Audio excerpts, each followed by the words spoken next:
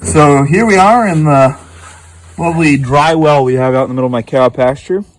Serves as the housing for the pressure tank for the barn. And we just added a new receptacle right here. I'm gonna get a different cover since that pressure tank actually covers the cover pretty well. But we're gonna go from here to heat tape. And we're putting heat tape down the sensory line all the way to the bottom where it gets pressure off the pressure tank. This drywall doesn't freeze other than that stupid pressure line. It will actually freeze, and then it stops feeling that there's a pressure loss. And the next thing you know, you have no pressure at any of the water faucets around here because it thinks it's high pressure because the line's frozen. And then we're out here with heat lights and heat and trying to thaw it out.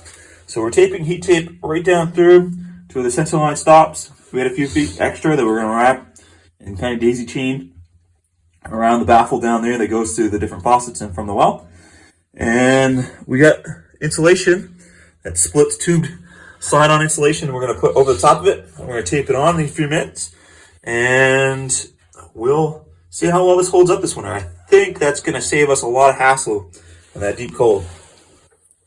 And we've got it insulated all the way to the bottom. We had extra heat tape, so we ran it around and daisy chained it around some of those bottom pipes as well in the manifold. And we had some extra pipe insulation, so we taped it up the best we could. C-styling, 1/2 the C on each side of the pipe the best we could around the manifold. And that should help solve our freeze-up problems in that extreme sub-zero weather. The tank never freezes. Those fittings have never froze. But I literally have been in here with a heat gun thawing out that copper sensor line because all the water goes out to the cows and it thinks it's at pressure because the line's frozen, keeping it constant pressure at the sensor. And as soon as it thaws out, it realizes it's low and the well pump kicks back on. So hopefully this fixes our problem. So here's a test run.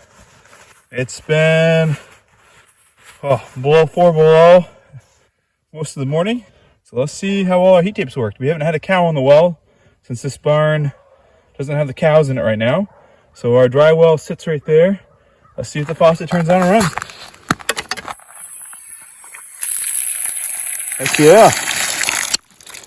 So the biggest thing is that is without the cattle drawing off from it and that dry well right there. So the heat tape is working awesome.